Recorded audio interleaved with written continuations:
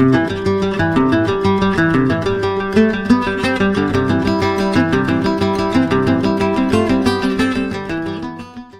Morning সবাইকে। Good morning. তোমরা যারা আমাদের আগের এপিসোডগুলো দেখেছোই জানোই যে আজকে আমাদের ডে 3 বারাণসীতে। তো আজকে আমরা বেরোচ্ছি সারনাথের উদ্দেশ্যে, বুদ্ধিস্ট টেম্পল ঘুরতে যাব। তো বেশি লেট না করে চলো শুরু করি আজকের এপিসোড। আর ভিডিও ভালো লাগলে কিন্তু অবশ্যই একটা লাইক আর কমেন্ট করো। আজকের থার্ড এপিসোডটা শুরু করা যাক। চলো, বেরিয়ে গেছি আমরা, এখন বাজছে 10টা। সো মোট দিকে যাই, একটা অটো ধরি, দেখি কত নেয়।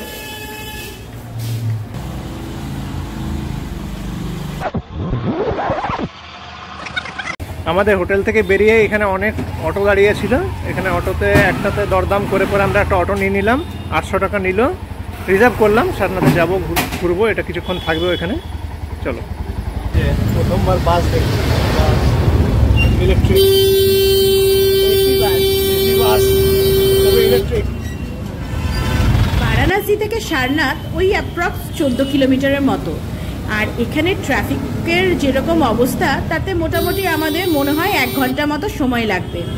তো দেখা যাক কতক্ষণ সময় লাগে। তো চলো ওখানে পৌঁছে আবার কথা হবে।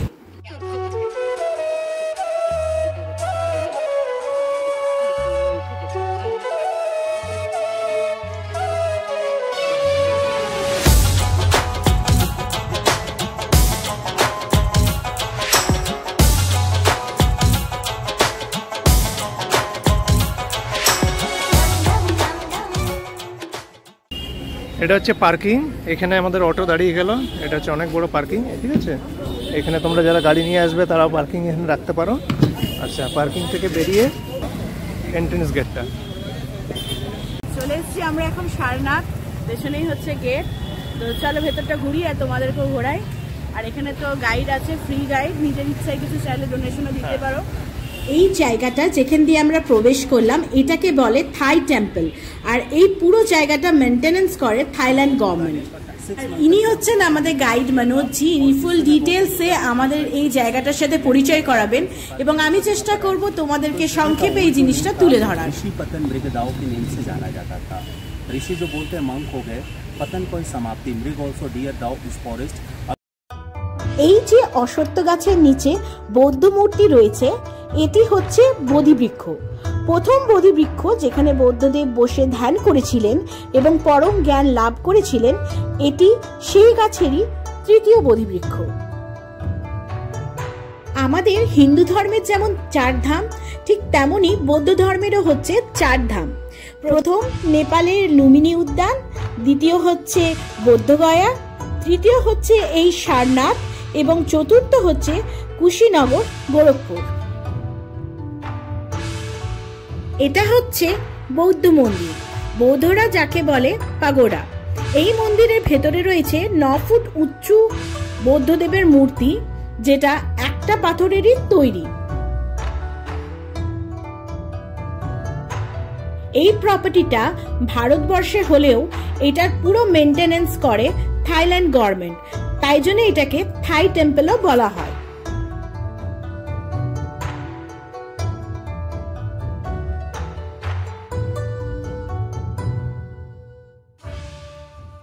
अफगानिस्तान में हाँ, हम जानते हैं। उसी का रेप्लिका ये बनाया गया है और ये 16 मार्च 2011 को कंप्लीट किया गया और इसका वजन 500 टन है और 883 स्टोन इसमें ज्वाइंट करके बनाया गया है।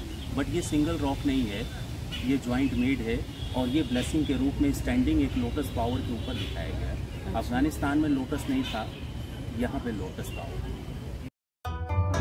এখন আমরা দেখতে এসেছি 80 ফুট লম্বা বৌদ্ধ মূর্তি। আফগানিস্তানে ছিল পৃথিবীর সবথেকে উচ্চ বৌদ্ধ মূর্তি। পাহাড় কেটে কেটে বানানো হয়েছিল সেই মূর্তি। জায়গার নাম ছিল বামিয়ান। পরে তালিবানের আক্রমণে সেটা নষ্ট হয় এবং তারই অনুকরণে বানানো হয় এই মূর্তিটি। 80 বছর বুদ্ধদেব বেঁচে ছিলেন, তাই 80 ফুট, এবং 9 মাস তিনি মাতৃগর্ভে ছিলেন, তাই 9 ইঞ্চি। বুদ্ধদেব ছিলেন রাজার পুত্র এবং তার গায়ের রং ছিল ফর্সা। সেই বুদ্ধ যখন বৌদ্ধগয়ায় তপস্যা করেন তখন রোদে জলে পুড়ে তার গায়ের রং হয়ে যায় কালো। এই কারণে এখানে একটি কালো রঙের বুদ্ধ মূর্তিও সেটাও স্থাপন করা হয়েছে।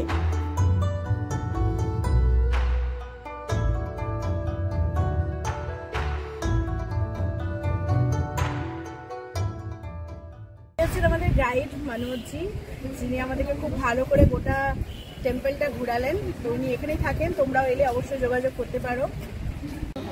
এখন আমরা যাচ্ছি বুদ্ধিস্ট সোসাইটির একটা কোঅপারেটিভে। এখানে বেনারসি শাড়ি বানানো হয়। কিভাবে বানানো হয় চলো দেখি। यहाँ वीविंग भी होता है, यहाँ आप नेचुरल देख भी पाएंगे जो ये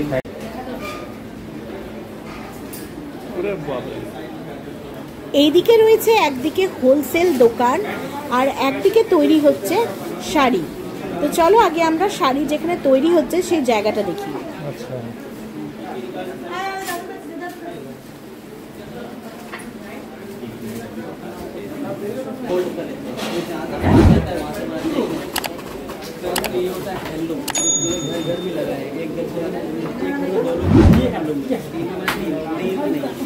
जो पहले किसी भी साड़ी या सूट का फर्स्ट बनता है ग्राफ पेपर, उसका डिजाइन होता है। এই জিনিসটা দেখা আমাদের কাছে কিন্তু একটা দারুণ এক্সপিরিয়েন্স ছিল। তারপর আমরা এখানে প্রচুর কালেকশন দেখলাম, শাড়ি, চুড়িদার পিসের, এবং বেশ কিছু কেনাকাটাও করলাম। বেনারস আসবো আর বেনারসি শাড়ি নেব না তা তো হয় না। তো বেশ কিছু কালেকশন দেখে নিজেদের পছন্দ মতো কিছু জিনিসও কেনাকাটা হলো। আর তোমাদেরকে আমি জায়গাটা একবার ঘুরিয়ে দেখাই।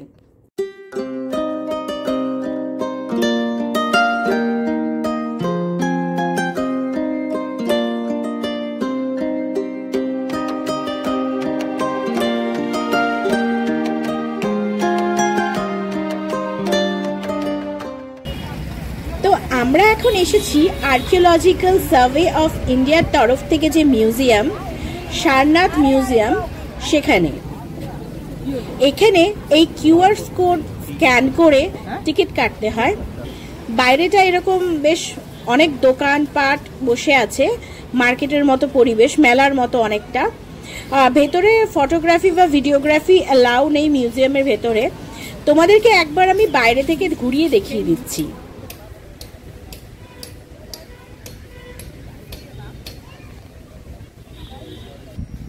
তো এবার আমরা চলে এসেছি বৌদ্ধ স্তূপ দেখতে। এইখানে দেখো পুরো ম্যাপ রুট করা আছে, একদম মিউজিয়ামের পাশেই হচ্ছে এটা। এখানে তোমরা যখনই ঢুকবে কিউআর কোড স্ক্যান করে টিকিট কেটে তবেই ঢুকবে। তা আমরা এখানে কিউআর কোড স্ক্যান করে অনলাইনে টিকিট কেটে নিয়েছি। চলো যাই ভেতরটা ঘুরে দেখি। সারনাথ বৌদ্ধদের এক পবিত্র স্থান, যেমন বেনারস হিন্দুদের। তবে এই দুটি শহরের মধ্যে একটা প্রধান পার্থক্য হলো বেনারস 2500 বছরের পুরনো শহর, আর 2500 বছর ধরে সভ্যতা এখানে প্রবাহিত হয়েছে কন্টিনিউয়াসলি, কখনো লোকচক্ষুর আড়ালে চলে যায়নি। কিন্তু এই সারনাথ একসময় লোকচক্ষুর আড়ালে চলে গেছিল। এই হচ্ছে প্রথম বুদ্ধ স্তূপ, যেটা সম্রাট অশোক নির্মাণ করেছিলেন।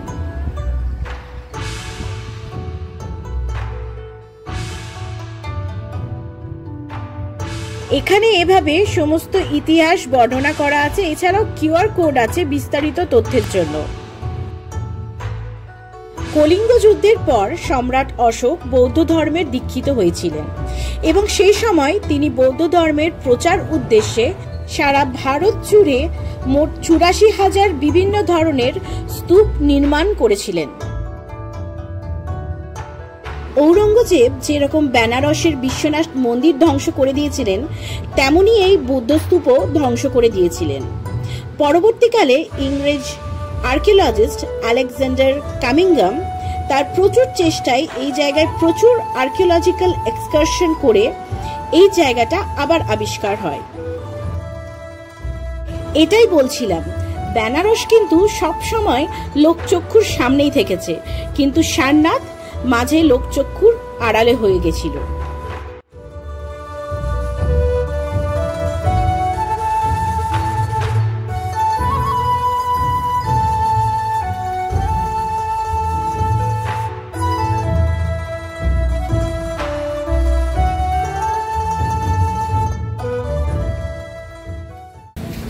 সারনাথ দেখা, স্তূপ দেখা আমাদের হয়ে গেল। অনেকটা সময় লাগলো ঘুরতে, অনেকটা কিছু দেখার আছে। এবার আমরা যাচ্ছি লাঞ্চ করব, যাচ্ছি গদলিয়া। সময় লাগবে মোটামুটি 1 ঘন্টা লেগে যাবে এখান থেকে যেতে, 1 ঘন্টা লাগবে। হ্যাঁ চলো অটোতে চাপি। উঠে গেছি আমরা অটোতে। অনেক বাপরে কি গরম, জমে গেল। মোটামুটি 45 মিনিট সময় লাগবে। চলো যাই, গদলিয়াতে যেয়ে কথা হবে। 1:18 বাজছে, চলে এসেছি আমরা গদলিয়া চক। এসে আমরা একটা রেস্টুরেন্টে বসে গেছি দুপুরে লাঞ্চ করার জন্য। খেয়ে দিয়ে নিই, তারপর হোটেলে যেয়ে রেস্ট করবো।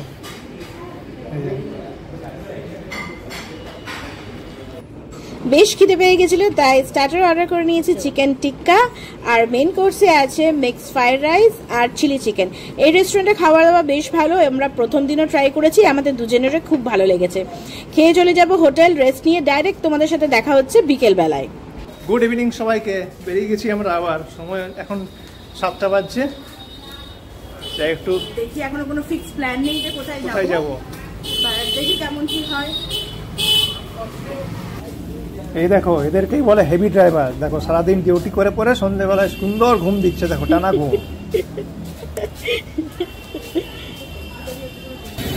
তা আমরা আজকেও চলে এসেছিলাম কাশি চাট ভান্ডারে, আরও কিছু মানে ওই সেমই আলু টিক্কি চাট ট্রাই করার জন্য, যেটা আমাদের সেদিনকে অসাধারণ লেগেছিল। আর এবারে চলে এসেছি আমরা এই দেখো পাশে এই মিষ্টির দোকানে। এখানেরও প্রত্যেকটা আইটেম কিন্তু অসাধারণ। ফার্স্টে ট্রাই করছি আমরা মালাই, তারপরে নেব এই যে রাবড়ি। আর এখানকার কিন্তু মানে তোমাদেরকে এই দিকটা দেখাই, এখানকার রসগোল্লাগুলোও কিন্তু দারুণ। বেঙ্গল মানে আমাদের ওইখানকার বেঙ্গলের বাইরে যদি কোথাও মিষ্টি আমাদের ভালো লেগেছে এখন অবধি, তো সেটা কিন্তু ডেফিনেটলি বারাণসী। এখানকার মিষ্টিও কিন্তু দারুণ টেস্ট। এই যে এদিকে লস্যি তৈরি হচ্ছে, এটাও ট্রাই করব। মানে কোনটা ছেড়ে কোনটা খাবে, এখানে খাবার প্রচুর অপশন। তা এখন চলে এসেছি আমরা পানের দোকানে। আমি পান খাই না, কিন্তু কর্তা মশাই ট্রাই করবে। এখন প্যাক করিয়ে নিচ্ছি, লাস্টে হোটেলে গিয়ে তারপরে খাবে। আর এখানকার পান তো জানোই তোমরা, ওয়ার্ল্ড ফেমাস। আমাদের আজকে সেরকম স্পেসিফিক কিছু প্ল্যান নেই এই বেলাতে, তো এইখানে মার্কেটটা একটু ঘুরবো। এখানে একটা ফুচকাওয়ালা দেখেছিলাম আগের দিন, তো আজকে ফুচকাও, বেনারসের ফুচকাটাও ট্রাই করব। আরও দেখি কি টুকটাক আছে, তো চলো আমাদের সঙ্গে তোমরাও এনজয় করতে থাকো।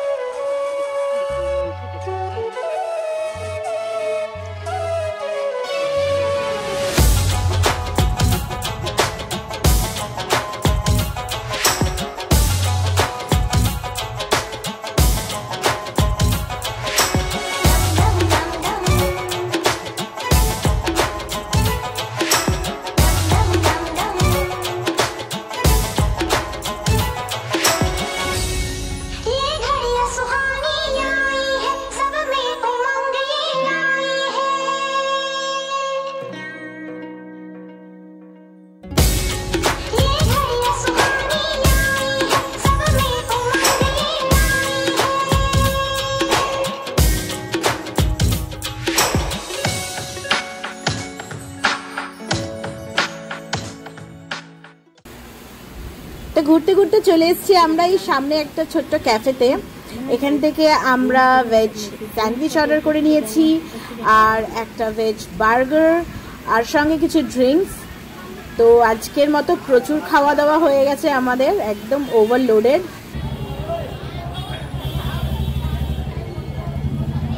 আর তারই সাথে আজকে কিন্তু করেছি আমি প্রচুর শপিং।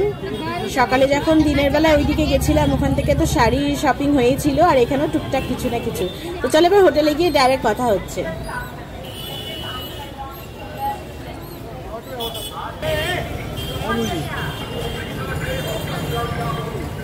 Hello hello. তো তোমরা সব ভিডিওতে দেখলেই যে আমরা আজকে সমস্ত কিছু ঘুরে এই একটু আগে আমরা রুমে এলাম। তো এই জাস্ট ফ্রেশন আপ হয়ে একটু বসলাম, দিয়ে ভাবলাম তো তারপরে ভিডিওটা এন্ড করব। তো আজকে আমাদের সারনাথ ঘোরা খুব সুন্দর হয়েছে, আর স্ট্রিট ফুড খেলাম আজকে আমাদের ওই স্ট্রিটে, অল্প যতটুকু পারলাম ততটুকু একটু ট্রাই করলাম, তোমাদেরকেও দেখালাম। তো আজকের ভিডিও এখানেই শেষ করছি, আর বেশি বড় করব না। ভিডিও ভালো লাগলে কিন্তু অবশ্যই একটা লাইক আর কমেন্ট করতে ভুলো না। আর তোমরা যারা আমাদের ভিডিও দেখছো আর চ্যানেল এখনো সাবস্ক্রাইব করোনি, অবশ্যই চ্যানেলটা সাবস্ক্রাইব করে বেল আইকনটা ক্লিক করে দিও, তাতে যখনই নতুন ভিডিও দেবো তার নোটিফিকেশন পৌঁছে যাবে তোমাদের কাছে। কালকে আমাদের প্ল্যান আছে, কিছু লোকাল সাইট সিন আছে বেশ ভালো, সেগুলো ঘোরার। বিএইচইউ ইউনিভার্সিটিটা ঘুরতে যাওয়ার ইচ্ছা আছে, তো দেখা যাক। এরকম মিক্স প্ল্যান আছে। নবঘাটও যাওয়া হয়নি এখন অব্দি, সেটাও যাওয়ার প্ল্যান আছে। হ্যাঁ, তো এইগুলো আমাদের ইচ্ছা আছে কালকে এক্সিকিউট করার। কেমন ভাবে করবো জানি না এখন নিজেরাও, কতটা সময় হয় কালকে, কতটা সময় হয়, কারণ এখানে কিন্তু লোকাল সাইট সিনও অনেকগুলো আছে। কালভৈরব মন্দির, এরকম অনেকগুলো আছে। ওটা যে সামনাসামনি হলো, এত কনজেস্টেড, এত ট্রাফিক যে ঘোরা সম্ভব নয়, এত সাংঘাতিক ট্রাফিক। এখানে আমাদের মানে সামান্য 2 কিলোমিটার যেতে আধ ঘন্টা লেগে যাবে, টাইম লেগে যাচ্ছে। তো সেই জন্য দেখা যাক কতটা কিভাবে এক্সিকিউট করা যায়, সেগুলো সব আসবে পরের পর্বে। তো আশা করি আজকেরটা তোমাদের ভালো লেগেছে। চলো দেখা হবে আবার পরের এপিসোডে। সবাই খুব ভালো থেকো, সুস্থ থেকো এবং সাথে লেখো আমাদের চ্যানেল লাইফ লিভিং কে। Good night, tata.